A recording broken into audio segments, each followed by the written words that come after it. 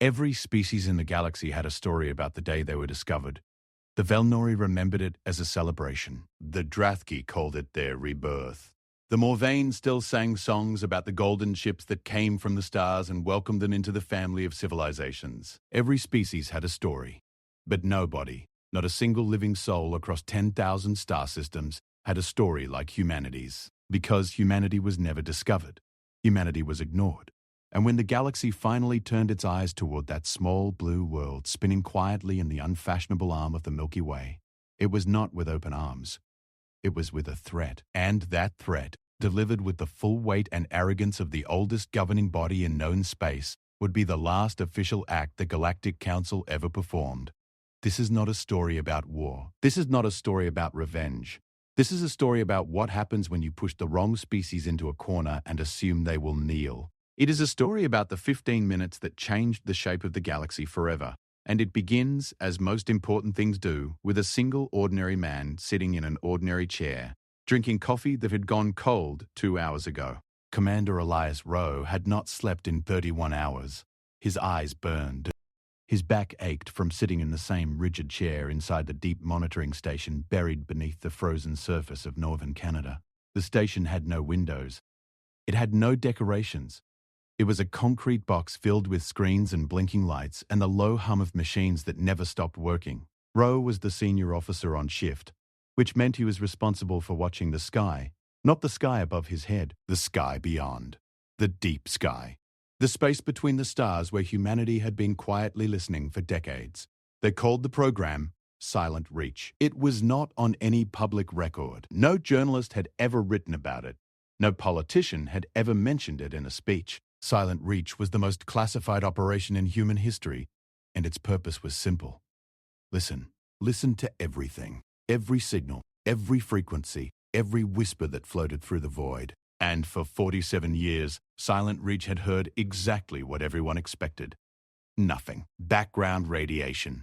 Cosmic noise. The echo of the universe talking to itself. Rowe had joined the program 8 years ago. And in all that time, the most exciting event had been a microwave malfunction that briefly mimicked an alien transmission and caused 2 analysts to spill their coffee. But tonight was different.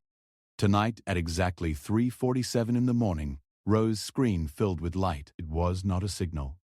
It was not a whisper. It was a broadcast. Wide open, unencrypted. Loud enough to drown out every other frequency Silent Reach was monitoring. Rowe sat up straight so fast his chair rolled backward and hit the wall. He stared at the screen. The data was clean. Impossibly clean. Structured in mathematical patterns so precise that even before the translation algorithms kicked in, Rowe knew exactly what he was looking at. Someone out there was talking, and they were talking to Earth. He hit the alert. Within 90 seconds, every analyst in the station was at their terminal. Within 3 minutes, a secure line was open to the Pentagon. Within 7 minutes, the President of the United States was being woken from sleep. Within 12 minutes, the leaders of every major nation on Earth were being contacted through channels that most of them did not even know existed. And within 15 minutes, the message had been translated. It was short, direct, and it carried the weight of something ancient and powerful, speaking to something it considered very, very small. The message read as follows. Attention, inhabitants of the third planet orbiting the star you designate as Sol. You are hereby informed that your world falls within the sovereign territory of the Galactic Council of United Species. Your development has been observed. Your expansion beyond your atmospheric boundary has been noted. You have not been granted authorization to extend beyond your planetary surface. You are in violation of Galactic Mandate 774. You are ordered to dismantle all orbital and extraplanetary infrastructure within 1 standard rotation of your world.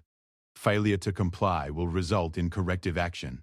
There will be no second communication. Rowe read it 3 times. Then he read it again. Corrective action.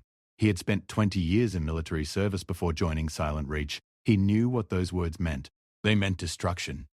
They meant annihilation, dressed in polite language and delivered with the calm certainty of a species that had never once been told no. The world did not learn about the message immediately. For the first 6 hours, it existed only in classified briefings and emergency calls between heads of state. Rowe watched from his station as the wheels of power began to turn. He watched the data streams light up with encrypted traffic. He watched the satellite networks shift their focus, and he watched, with a growing sense of something he could not quite name, as humanity began to do what humanity had always done when faced with a threat. There was no panic, not at the top. Rowe had expected screaming. He had expected confusion and denial and the kind of political chaos that he had seen play out 100 times during smaller crises. But this was different. Something about the nature of the threat, its completeness, its absoluteness, seemed to cut through every layer of bureaucracy and ego and national rivalry that normally slowed human decision-making to a crawl. Within hours, the leaders of Earth were not arguing about territory or trade or ideology. They were sitting in the same virtual room, looking at the same translated message and asking the same question. What do we do? The answer came from a place that Rowe did not expect. It came from a woman named Dr. Amara Osei. She was 53 years old. She had been born in Accra, educated in London, and had spent the last 20 years running a research division so secret that its official name was just a number, Division 11. Rowe had heard rumors about Division 11. Everyone in the intelligence community had. They said it was where the impossible was studied, where the things that could not exist were taken apart and examined under lights bright enough to kill shadows. Osei appeared on the secure briefing channel 6 hours after the message was received. She was calm. Her voice was steady, and what she said changed everything. She told them that humanity had known about the Galactic Council for 23 years. The silence that followed lasted a long time, she explained. 23 years ago, a deep space probe had intercepted a fragment of a transmission between 2 alien vessels passing through the outer edges of the solar system. The fragment was small, damaged, but it was enough.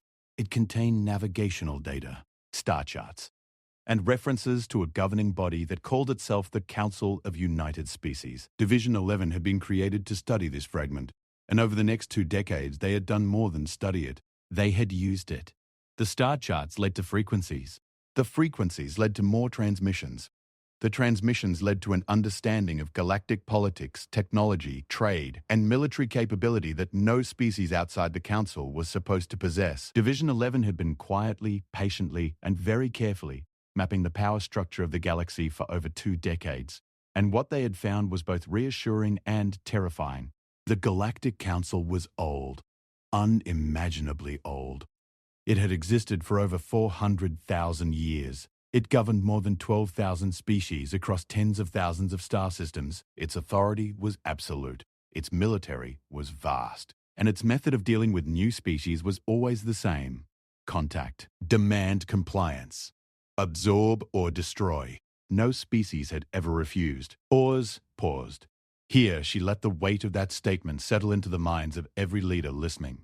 No species had ever refused. In 400,000 years, every civilization that the Council had contacted had either submitted willingly or been erased. Their worlds were still there, orbiting their stars. But they were empty, quiet, monuments to disobedience. But Dr. Osei was not finished. She told them something else.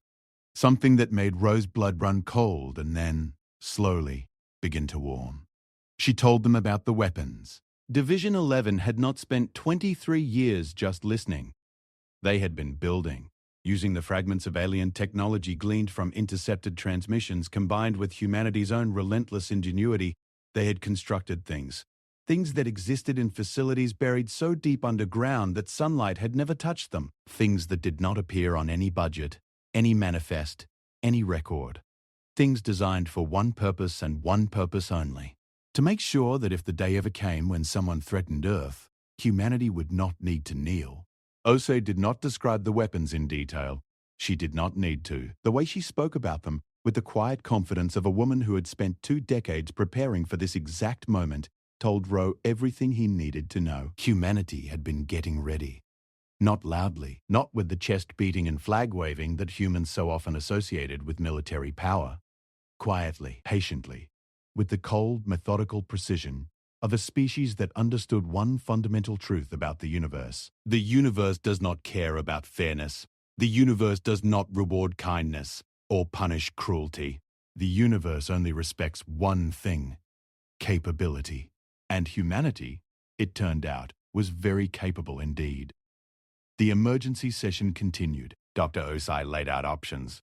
Submission was discussed and discarded within minutes, not because of pride, not because of stubbornness, but because every leader in that room understood what submission meant. It meant the end of human autonomy, the end of human choice, the end of everything that made humanity what it was. Every species that had submitted to the Council had been absorbed, their cultures diluted, their technologies confiscated, their populations relocated and redistributed according to the Council's needs. They became parts of the machine, useful, efficient, and utterly without identity. That was not going to happen to Earth. The decision was made in under 2 hours. Rowe would later learn that it was the fastest unanimous decision in the history of international relations. Every nation, every leader, every voice, united in a single word: no. But saying no was only the beginning. The message had given them one standard rotation of Earth to comply. That meant 24 hours. 24 hours to prepare. 24 hours to deploy. 24 hours to transform from a species that the galaxy considered primitive and irrelevant into something that the Galactic Council had never encountered in 400,000 years of unchallenged authority. A species that was ready. Rowe watched the orders cascade down through the chains of command. Military assets were repositioned. Satellites were reprogrammed. Facilities that he had never known existed suddenly appeared on his monitoring screens, powering up from locations scattered across every continent and buried beneath every ocean. The scale of it staggered him. Division 11 had not been a small operation. It had been a civilization-wide effort disguised as nothing at all. And then, 12 hours before the deadline, something happened that Rowe had not expected. The world was told.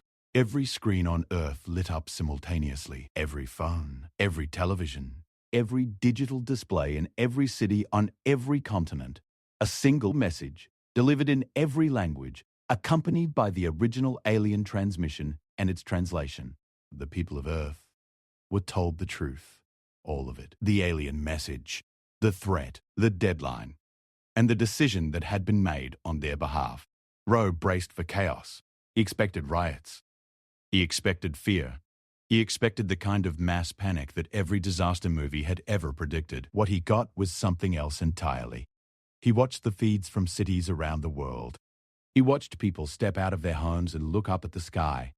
He watched them stand in the streets, in the parks, on the rooftops of buildings, and stare upward at the stars that had always been there but had never before stared back.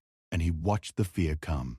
He saw it in their faces. He saw it in the way mothers held their children and fathers clenched their fists and old men sat down heavily on benches because their legs would not hold them. But then he watched the fear change. He watched it transform, slowly at first and then all at once, into something else. Something that burned hotter and brighter than any fear ever could. He watched humanity get angry. Not the wild, scattered anger of panic. Something deeper. Something older. Something that lived in the bones of every human being who had ever been told they were too small, too weak, too insignificant to matter. The anger of a species that had survived ice ages and plagues and wars and famines, and the slow grinding cruelty of a universe that had never once made things easy. The anger of a species that had crawled out of the mud and taught itself to fly and split the atom, and walked on the surface of another world not because it was easy, but because someone said it was impossible. Rowe watched a crowd in Tokyo begin to chant. He watched workers in Sao Paulo walk out of their factories and stand together in the streets, faces turned upward, voices rising. He watched an old woman in Cairo plant a flag on the roof of her building, a flag she had kept folded in a drawer for decades, and stand beside it with her arms crossed and her chin lifted, as if daring the stars themselves to come and take it from her. And in that moment, watching those feeds, Commander Elias Rowe understood something that the Galactic Council, in all its 400,000 years of existence, had never understood. You do not threaten humanity. You do not corner a species that was forged in fire and hardship, and the relentless refusal to accept that anything is final. You do not tell 7 billion people that they are small and expect them to agree, because humanity does not respond to threats the way other species do. Humanity does not calculate the odds and make rational decisions about survival. Humanity looks at the impossible and says, "We will find a way." And then it does. The clock was ticking. 12 hours remained.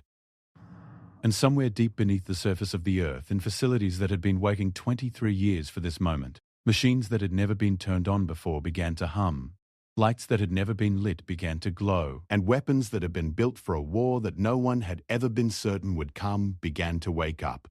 The galaxy had made its move. It had delivered its ultimatum with the calm assurance of a power that had never been challenged. But the galaxy had made a mistake, a terrible, irreversible, catastrophic mistake. It had given humanity time to prepare, and humanity, as the galaxy was about to discover, did not need much time at all. The Galactic Council chamber sat at the heart of a station so large it had its own gravity. It orbited a dying red star in the Vorat system, a location chosen 400,000 years ago precisely because it was unremarkable. No one fought over dying stars. No one wanted the dim, cooling light of a sun that had already given everything it had. That was the point. The Council existed above conflict, above ambition, above the petty territorial squabbles that consumed younger civilizations. It was the center of everything, and it sat at the center of nothing. And this contradiction was something the Council members considered poetic. The chamber itself was enormous, a dome of transparent alloy that showed the swirling red surface of the dying star on one side and the cold black depth of open space on the other. 12,000 seats arranged in concentric rings, each one occupied by a representative of a different species, each one convinced of their own importance, and all of them united in one unshakable belief. The Council was eternal. The Council was necessary. The Council was the only thing standing between civilization and chaos, and no force in the galaxy had ever given them reason to doubt this. High Chancellor Zorath Vel sat in the central seat, elevated above all others as tradition demanded. Vel was Kytheran, one of the founding species. The Kytherans were tall, thin, with skin the color of wet slate, and 4 eyes arranged in a diamond pattern on a narrow face. They had been part of the Council since its inception, and they carried that history in every gesture, every word, every carefully measured silence. Vel had served as High Chancellor for 600 years. In that time, he had overseen the absorption of 43 new species. He had authorized the corrective action against 7 others. He had watched civilizations rise and fall and rise again, always under the guiding hand of the Council, always within the boundaries that the Council had set. The matter of the species on the 3rd planet of the Sol system was, to Vel, routine. He had reviewed the file himself. A young species, barely 10,000 years of recorded history. They had achieved basic space travel, putting crude vessels into orbit around their own world and sending primitive probes to nearby planets. Their technology was unremarkable. Their military capability was laughable by galactic standards. They had not even achieved faster-than-light travel. They were still burning chemical fuels and riding controlled explosions into the sky like children playing with fire. The standard message had been sent. Vel had approved it personally. He expected compliance. He always expected compliance. In 400,000 years, every species that received the standard message understood the mathematics involved. The Council's fleet numbered in the millions. Its weapons could crack planets. Its reach extended to every corner of the galaxy. Resistance was not brave. Resistance was arithmetic. And the arithmetic always favored the Council. Vel was reviewing routine trade disputes when his aide approached. The aide was young, a Morvan with the characteristic silver scales and wide-set amber eyes of their species. The Morvan had been part of the Council for 8,000 years, long enough to be trusted with administrative duties, but not long enough to hold real power. The aide's name was Tessic, and the expression on his face was one that Vel had never seen before. Fear. Tessic informed the High Chancellor that the Sol system had not complied. The deadline had passed. The orbital infrastructure remained intact. In fact, it appeared to have expanded. New objects had been detected in orbit around the 3rd planet. Many new objects. Their nature was unclear. Vel felt nothing at this news except mild annoyance. Non-compliance was rare but not unheard of. The procedure was clear. A corrective fleet would be dispatched. The species would be given one final opportunity to surrender. If they refused, their orbital and surface infrastructure would be eliminated. Their population would be reduced to manageable numbers, and the remnants would be resettled on designated worlds where they could contribute to the Council's labor needs. It was efficient, it was proportional, and it had worked every single time. Bol authorized the dispatch of a corrective fleet, standard configuration, 12 dreadnoughts, 40 cruisers, 200 support vessels. More than enough to handle a species that had not even discovered faster than light travel. The fleet was assembled from the nearest garrison, 3-star systems away from Sol, and dispatched within hours. Bell returned to his trade disputes and did not think about the matter again. That was his first mistake. The fleet arrived at the edge of the Sol system and immediately began its approach toward the third planet. Admiral Keth Voran commanded from the bridge of the lead dreadnought, a vessel called the Eternal Mandate. Voran was Drafki, a reptilian species known for their military discipline and their complete lack of imagination. The Drafki did not innovate. They did not improvise. They followed doctrine. And doctrine said that a corrective action against a pre-faster-than-light species was the simplest operation in the fleet's playbook. Arrive. Demand surrender. Destroy resistance. File report. Voran brought the fleet out of faster-than-light travel at the outer boundary of the system and began scanning. What he saw confused him. The third planet, the one the locals called Earth, was surrounded by objects. Thousands of objects. They were not satellites. They were not stations. They were something else. Geometric shapes arranged in precise mathematical formations holding perfectly still relative to the planet's rotation. They emitted no detectable energy signatures. They reflected no light. They simply existed, dark and silent against the backdrop of space. Voran noted the anomaly in his log and continued the approach. Doctrine did not account for mysterious objects. Doctrine said to proceed. His second-in-command, a young Drafki named Sorath, suggested caution. Perhaps they should scan the objects more carefully before closing the distance. Perhaps they should report back to the Council and request additional intelligence. Voran dismissed these suggestions. Caution was for species that had something to fear. The Council fleet feared nothing. That was the fleet's first mistake. At a distance of approximately 40 million kilometers from Earth, the objects activated. There was no warning, no buildup of energy, no visible change. One moment, the dark geometric shapes were silent and inert. The next moment, every sensor on every ship in the fleet went blind simultaneously. Not damaged, not overloaded, blind, as if the universe itself had stopped sending information. Screens went dark. Scanners returned. Nothing. Communications dissolved into silence. The fleet was still moving forward at considerable speed, and suddenly it was moving blind and deaf through unknown space. Voran's training took over. He ordered all ships to full stop. He ordered manual navigation. He ordered the activation of backup sensor systems, older technology that relied on different principles. The backup systems came online and showed him something that made him grip the arms of his command chair hard enough to crack the armrest. The geometric objects had moved. They were no longer in orbit around Earth. They were surrounding the fleet, thousands of them, arranged in a perfect sphere, holding position at a distance of exactly 1,000 kilometers from the fleet's outermost vessel. They had moved 40 million kilometers in less than 3 seconds, without any detectable propulsion, without any visible acceleration.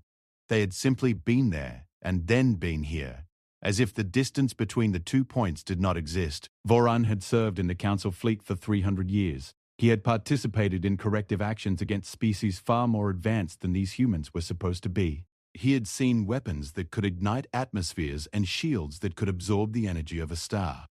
But he had never seen anything move like that. Nothing in the known galaxy could move like that. The fastest Council ships required minutes to cover that distance, and they left energy signatures that could be tracked across light years.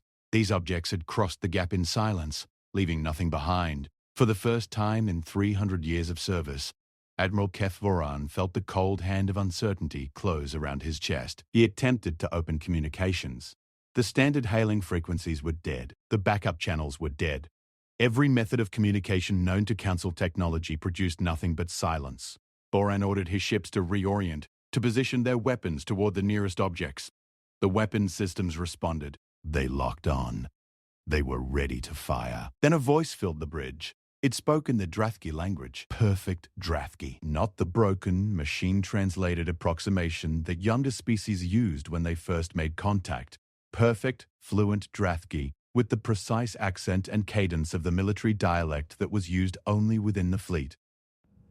as if whoever was speaking had spent years studying not just the language but the culture, the hierarchy, the unspoken rules that governed how one Drathki officer addressed another. The voice said, "Admiral Voran, you are addressing Commander Elias Rowe of the United Earth Defense Initiative. Your fleet has entered sovereign human space. Your weapons are locked on objects that you do not understand. I am going to explain your situation clearly, and I suggest you listen very carefully, because I will not repeat myself." Voran's scales rippled, a reflexive response that Drathki could not control, an involuntary display of agitation that his crew would recognize instantly. He forced himself to remain still, to remain calm, to respond as doctrine dictated. He said, "You are addressing Admiral Keth Voran of the Galactic Council Corrective Fleet. You are a non-compliant species under galactic mandate. Power down your devices and prepare for processing." The voice on the other end paused. When it spoke again, there was no anger in it, no fear, no aggression. Just a calm, steady patience that somehow felt more threatening than any weapon Voran had ever faced. The voice said, "I understand that you are following orders. I understand that you believe you are operating from a position of strength. But I need you to understand something, Admiral. You are not. The objects surrounding your fleet are not weapons. They are not shields. They are something your species does not have a word for, because nothing in your experience has prepared you for their existence. They are anchors. They are holding your fleet in place, not by force, by altering the fundamental constants of the space around you. The laws of physics inside the sphere they have created are not the same as the laws of physics outside it. Your engines will not function. Your weapons will not fire. Your faster-than-light drives will not activate. You are stationary, Admiral. Completely and permanently stationary. Until I decide otherwise." Voran tested the claim. He ordered engines to full power. Nothing happened. He ordered weapons to fire. The firing mechanisms activated, but the energy dissipated the moment it left the emitters, scattering into nothing like light entering fog. He ordered the faster-than-light drive to engage. The drive hummed, cycled, and shut down. 3 times he tried. 3 times. Nothing. The fleet was trapped. 250. 2 vessels of the most powerful military force in galactic history held motionless by objects that should not exist, built by a species that should not have been capable of building them. Voran sat in his command chair and stared at the blank screens, and felt something he had not felt since he was a hatchling, small and soft and vulnerable in a world full of predators. He felt helpless. The voice continued. It told Voran things that no pre-faster-than-light species should have known. It told him the names of every ship in his fleet. It told him the fleet's exact composition, down to the number of crew members on each vessel. It told him the disposition of Council forces across 3 entire sectors. It told him things about the Council's own military infrastructure that were classified at the highest level, information that even Voran himself did not have access to. The voice told him about the Council's history. Not the official history, the sanitized narrative of benevolent governance and mutual cooperation that was taught to every new member species. The real history, the species that had been erased, the worlds that had been sterilized, the genetic archives that had been sealed because they contained evidence of civilizations that the Council had decided should never have existed. The voice recited names that had not been spoken aloud in tens of thousands of years. The names of species that the Council had wiped from the galactic record as thoroughly as if they had never lived. Voran listened. He had no choice. And with every name, with every piece of classified intelligence that this human voice delivered with calm precision, the architecture of everything Voran believed began to crack. The voice gave Voran a choice. He could remain where he was, frozen, powerless, a monument to the Council's miscalculation. Or he could carry a message back. A message for the High Chancellor. A message for every representative sitting in that enormous chamber orbiting the dying red star. Voran asked what the message was. The voice told him. Voran's scales went white. In Drathki physiology, that color meant only one thing. Absolute, primal, uncontrollable terror. 2 hours later, the anchors released the fleet. The sensors came back online. The engines responded. The faster-than-light drives activated. And Admiral Keth Voran, the most decorated officer in the Drathki military, a warrior who had never retreated from any battle in 300 years of service, turned his fleet around and ran. He ran all the way back to the Council. and the message he carried burned in his mind like a brand pressed into flesh. Back on Earth, Commander Rowe leaned back in his chair and exhaled slowly. His hands were shaking. They had been shaking since the moment he opened communications with the alien fleet, and they had not stopped. He looked at his hands and watched them tremble, and felt, beneath the fear and the adrenaline and the enormity of what had just happened, a strange and powerful calm. Dr. Osai stood behind him. She had been there the entire time, watching, listening, her face unreadable. Now she placed one hand on his shoulder. He asked her if she thought it would work, if she thought the message would be enough. She was quiet for a long moment. Then she said that the message was not the point. The message was a courtesy, a final chance for the Council to choose reason over pride. She said that in her experience, species that had held power for 400,000 years did not respond well to being told that their power had limits. She said that pride was the most dangerous force in the universe, more destructive than any weapon, more deadly than any fleet. She said that the message would reach the Council, and then the Council would make its choice, and then humanity would make its own. Rowe looked at the dark screens that had just shown him an alien armada, frozen in place by technology that should not exist, built in secret over 23 years by a species that the galaxy considered primitive. He asked Dr. Osei one more question. He asked her what happened if the Council chose wrong. She did not answer. She did not need to. The facilities beneath the Earth's surface were still humming. The anchors in orbit were still active, and somewhere in the deep black space between the stars, things were moving. Things that humanity had built. Things that the Council could not see, could not detect, could not understand. Things that were already in position.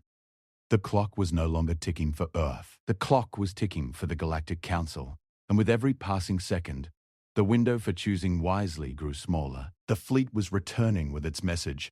The Admiral's white scales would tell a story that words alone could not convey. And in the grand chamber orbiting the dying red star, 12,000 representatives of 12,000 species were about to learn something that would shatter their understanding of the universe. They were about to learn what humanity was capable of when it had no choice left but to be extraordinary. Admiral Keth Voran's fleet arrived at the Council station in silence. There were no triumphant signals, no routine check-in transmissions, no standard docking requests broadcast on open channels for all to hear. The fleet simply appeared at the edge of the Vorath system, moved slowly toward the massive station orbiting the dying red star, and docked without a single word being spoken on any frequency. The dock workers who guided the ships into their berths noticed that the fleet's hull plating had changed color. It was subtle, a slight shift in the metallic sheen that could have been dismissed as a trick of the red light from the dying star, but the dock workers were Frenali, a species whose eyes could perceive 17,000 distinct shades of color, and they knew that Drathki warship hulls did not change color.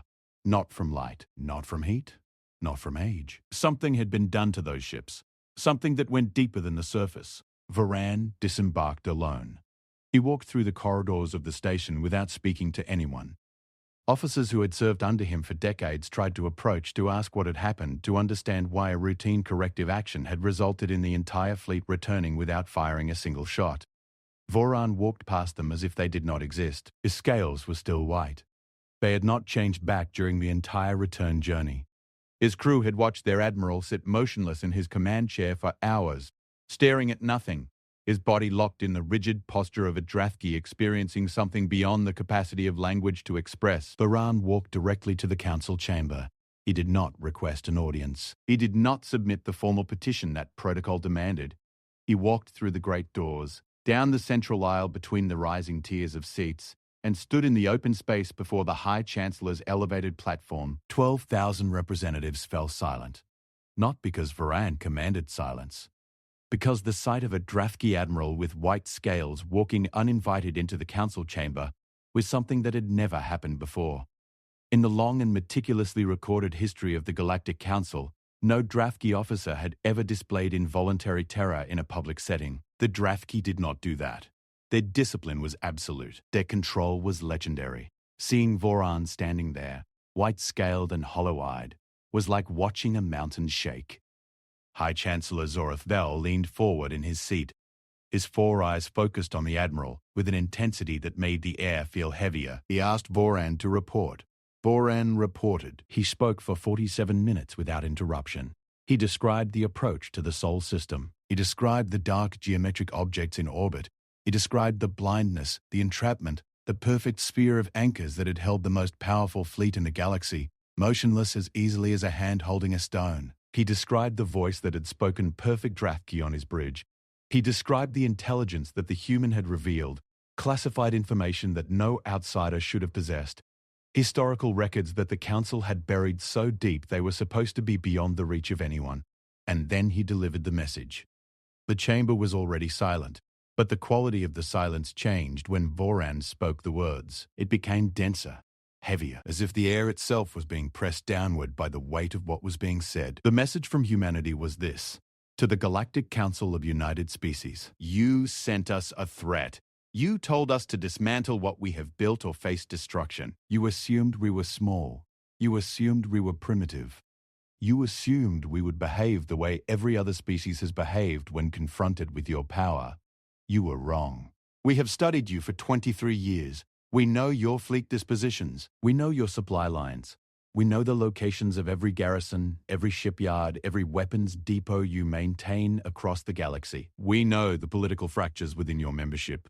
We know which species serve you willingly and which serve you because the alternative was annihilation. We know everything. And we have prepared accordingly. At this moment, devices of our construction are positioned at the following locations. Voran had been given a list. He read it aloud. 147 locations. Every single one was a critical node in the Council's infrastructure. Fleet command centers, communication relay hubs, faster-than-light travel corridors, energy production facilities, the shipyards where the Council's dreadnoughts were built, the genetic archives where the records of erased species were stored, the Council station itself. Every target was specific. Every target was accurate. And every target, as Voran read the list, was confirmed by the Council's own intelligence officers, who scrambled to verify and found with growing horror that the humans were telling the truth. The message continued. These devices are not weapons in the way you understand weapons. They do not destroy. They do not damage. They alter. Each device is capable of permanently changing the fundamental physical constants within a defined radius. Within that radius, your technology will not function. Your faster-than-light drives will be inert. Your energy weapons will produce nothing. Your communications will cease. Your engines will stop. Everything your civilization depends on, every piece of technology built on the physical laws you take for granted will become useless. Permanently, irreversibly. We are not threatening to kill you. We are threatening to strand you. Every fleet frozen in place. Every station dark and silent. Every world cut off from every other world. Your empire will not burn. It will simply stop. And you will be left sitting in the dark, unable to move, unable to speak, unable to do anything except contemplate the choices that brought you here. The silence in the chamber was absolute. Voran continued. The message had a final component. You have 1 hour to dissolve the Galactic Council. Not reform it, not restructure it. Dissolve it, completely and permanently. Every species currently under your authority will be released from all obligations and mandates. Every fleet will stand down. Every corrective action will be cancelled. Every genetic archive will be unsealed, and its contents made public. The history you have erased will be restored. The species you have silenced will be remembered. And when you have done all of this, you will send a single transmission on all frequencies confirming that the Galactic Council of United Species no longer exists. If this transmission is not received within 1 hour, the devices will activate. All of them. Simultaneously, and the galaxy will change forever. This is not a negotiation. This is not a discussion. This is a courtesy. 1 hour. Voran finished speaking. He stood in the center of the chamber, white-scaled and trembling, and waited. The chaos that followed was unlike anything the Council had experienced in 400,000 years. Representatives screamed. Some demanded immediate military action. Send every fleet. Overwhelmed the humans with sheer numbers. It did not matter what technology they possessed. No single species could stand against the combined might of 12,000 civilizations. Others argued for caution. The humans had already demonstrated capabilities that exceeded anything in the Council's understanding. The anchors alone represented a technological leap that the Council's own scientists could not explain. Rushing into a confrontation with an unknown enemy was precisely the kind of arrogance that had put them in this position. Others simply sat in their seats and said nothing. These were the representatives of species that had been absorbed unwillingly, species that had been forced to surrender their autonomy, their culture, their identity. Species that had watched their worlds transformed into resource nodes for the Council's vast machine. These representatives sat quietly and listened to the panic around them. And in their eyes there was something that had not been there before. Something that looked like hope. High Chancellor Vell called for order. His voice cut through the chaos with the authority of 600 years of unchallenged leadership. The chamber fell silent. Vell spoke calmly. He acknowledged the threat. He acknowledged the unprecedented nature of the situation. And then he proposed a course of action that revealed exactly why he had held power for so long. He proposed calling the bluff. The humans, Vell argued, were a young species, clever, certainly, resourceful, without question, but young. And young species made mistakes. They overreached. They bluffed. They projected strength they did not possess in order to survive encounters with powers far greater than themselves. The devices the humans claimed to have positioned at critical locations could be real, or they could be nothing. Empty shells designed to frighten. The humans had demonstrated one capability, the anchors that had trapped Foran's fleet. But scaling that technology to 147 locations across the entire galaxy was a different matter entirely. Vell did not believe they had done it. He believed this was a desperate gamble by a species that had one trick and was trying to make it look like 1,000. Vell proposed sending a response, a counteroffer. Humanity would be given a place in the Council, a seat among the 12,000. Their technology would be studied and shared. Their species would be treated with the respect that their ingenuity had earned. But the Council would not dissolve. The Council was the foundation of galactic civilization. Without it, there would be chaos, war, the collapse of trade networks that fed trillions of beings. The Council was not just a government. It was the architecture of survival for the entire galaxy. Dissolving it was not just unreasonable, it was insane. Vell's argument was persuasive. It was logical. It was measured. And it was exactly the kind of response that Dr. Palisade, Amara Ose, had predicted 12 hours earlier, sitting in the deep monitoring station beneath the Canadian ice, drinking coffee that had gone cold and watching the clock count down. She had told Commander Rowe that the Council would not comply. She had told him that 400,000 years of unchallenged power created a kind of blindness, not stupidity, blindness, an inability to perceive that the rules had changed because the rules had never changed before. She had told him that Vell would be intelligent, articulate, and completely wrong. And she had told him what would happen next. The Council voted, not on dissolution, on Vell's counterproposal. The vote was swift. The majority supported Vell. The Council would stand. The humans would be offered membership. The threat would be treated as a negotiating tactic, aggressive but ultimately hollow. The response was transmitted towards the Sol system. And then the hour expired. Commander Rowe received the Council's response 7 minutes before the deadline. He read it once. He set it down. He looked at Dr. Rhines, Osei.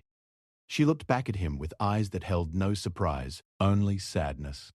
She asked him if he was ready. He said he was not. He said he did not think anyone could be ready for something like this. She nodded. She said that was probably the most honest thing anyone had said in the last 48 hours. Then she told him to give the order. Rowe gave the order. It was a single word, transmitted on a frequency that the Council could not detect, to receivers that the Council could not see, positioned at locations that the Council had refused to believe were real. Activate. In the Council chamber, the first sign was the lights.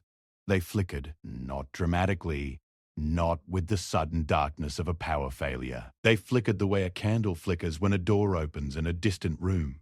A subtle shift, a gentle reminder that the flame is not permanent.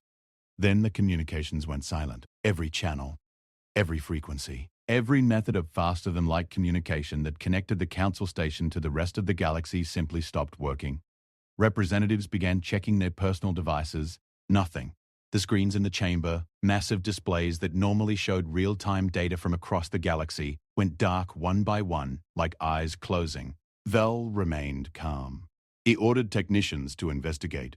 He assured the chamber that this was likely a localized disruption, perhaps even a demonstration by the humans designed to lend credibility to their threat.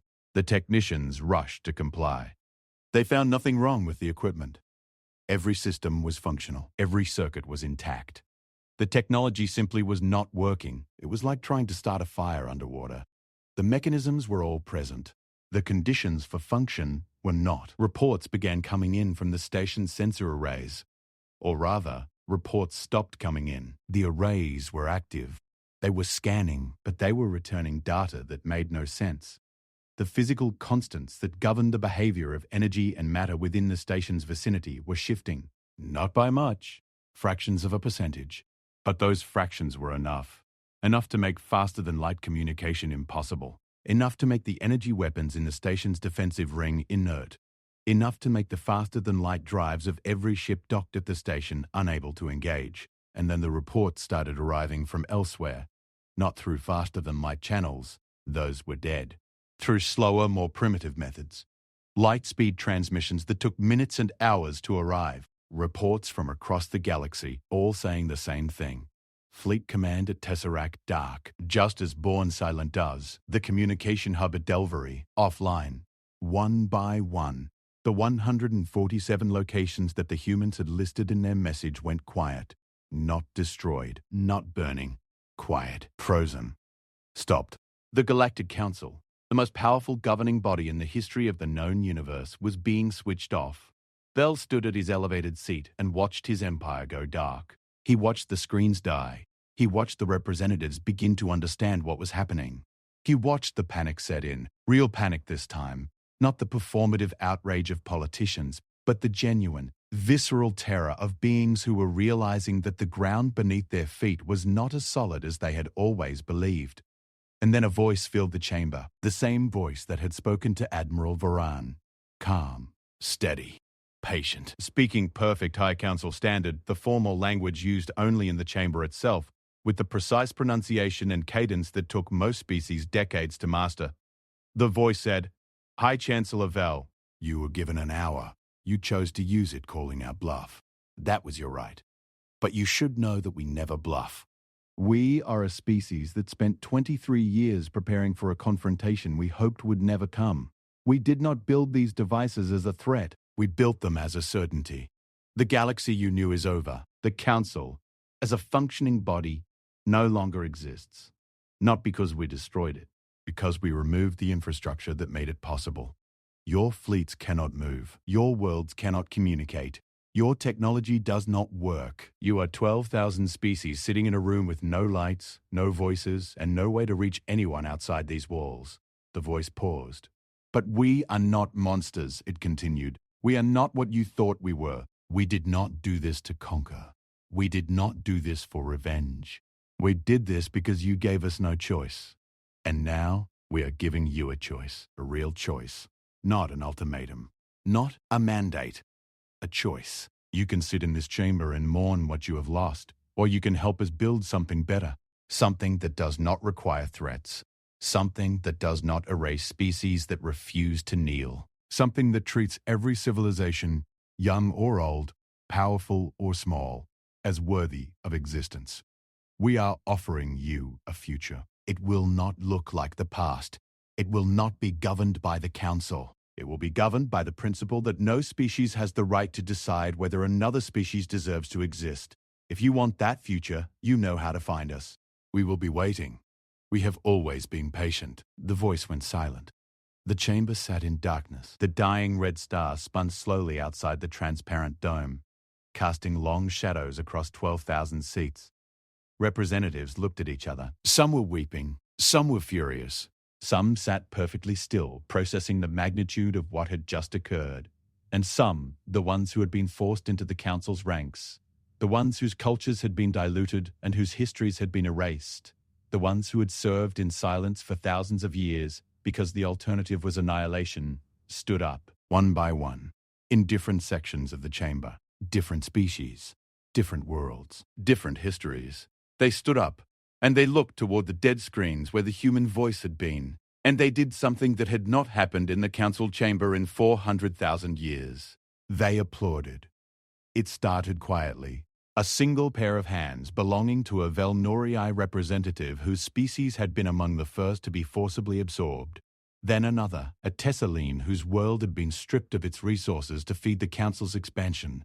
Then another and another, until the sound filled the chamber, rising from hundreds and then thousands of representatives, a sound that was not just applause, but something deeper, something that sounded like relief, like liberation.